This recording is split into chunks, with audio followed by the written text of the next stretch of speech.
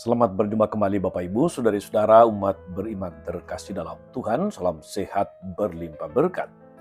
Hari Kamis tanggal 22 Mei 2025.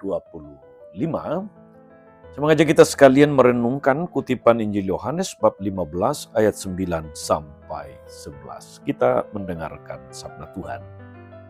Dalam nama Bapa dan Putra dan Roh Kudus. Amin. Dalam amanat perpisahannya, Yesus berkata kepada murid-muridnya, "Seperti Bapa telah mengasihi aku, demikianlah juga aku telah mengasihi kamu. Tinggallah di dalam kasih-Ku itu. Jikalau kamu menuruti perintah-Ku, kamu akan tinggal dalam kasih-Ku, seperti aku menuruti perintah Bapa-Ku dan tinggal dalam kasih-Nya.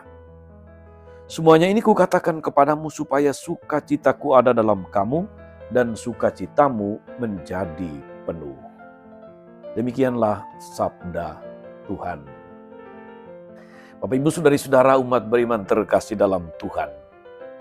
Yesus menyebut murid-muridnya sebagai orang-orang terkasih.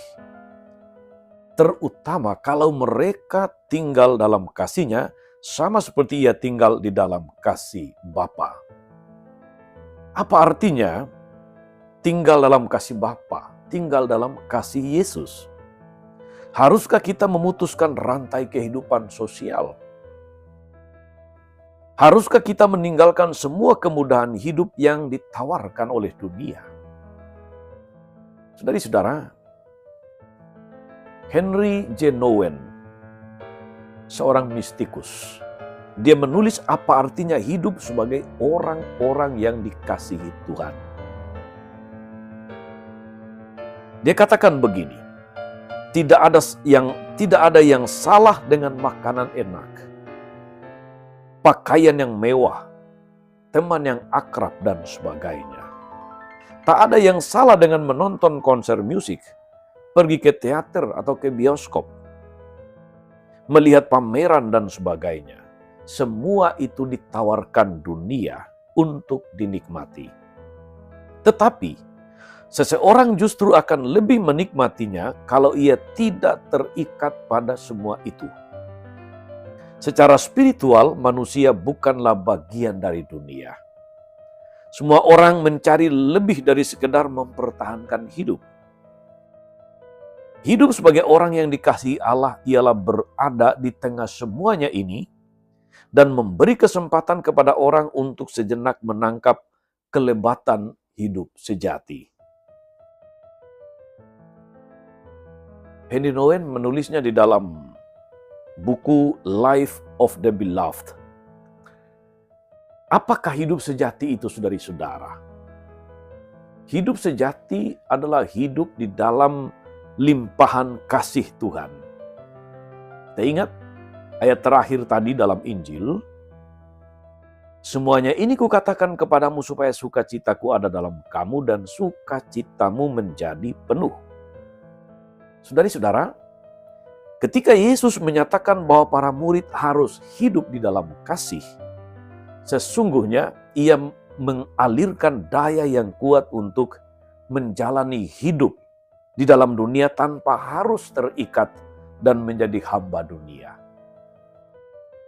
"Jikalau kamu menuruti perintah-Ku, kamu akan tinggal dalam kasih-Ku," kata Yesus. Perintah Yesus adalah teladan hidupnya sendiri, yakni menuruti perintah Bapa. Menuruti perintah Bapa itu mengandung konsekuensi yang berat. Maka orang hanya bisa menjalankannya dengan sukarela dan berdasarkan pilihan bebas. Pilihan bebas dan sukarela itu didasarkan pada kasih kepada Bapa. Maka kasih ini memiliki dua dimensi. Kasih sebagai dasar untuk menuruti perintah Bapa, dan kasih lahir sebagai rahmat karena telah menuruti perintah Bapa. Saudari-saudara umat beriman terkasih dalam Tuhan, menuruti perintah Bapa dalam dunia masa kini berarti menghayati hidup sebagai pengikut Kristus, menjadi pewarta bagi sesama manusia. Atau meminjam bahasa Nouwen tadi, kita hidup sebagai orang kecintaan Tuhan sehingga memberi kesempatan kepada orang lain untuk melihat hakikat sejati hidup sebagai manusia. Saudara-saudara, umat beriman terkasih, pola hidup kita harus bisa memberi kesaksian bahwa hidup sebagai orang yang dikasihi Bapa itu membahagiakan, penuh sukacita. Bahwa menjalankan tugas pewartaan itu menyempurnakan hakikat kita sebagai manusia. Menjalankan kewajiban iman bukanlah beban, melainkan sumber sukacita. Dapatkah kita melakukannya, saudara-saudara? Tentu saja dapat. Kalau kita mendasarkannya pada iman tanpa syarat dan penyerahan diri sepenuhnya pada kehendak Tuhan.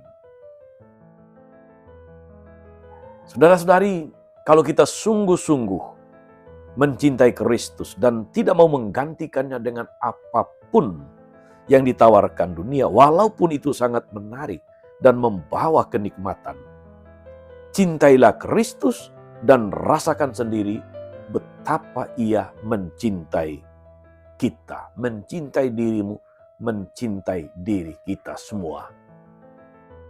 Dari saudara, marilah kita hidup sebagai orang-orang yang terkasih, orang-orang yang dikasihi Tuhan.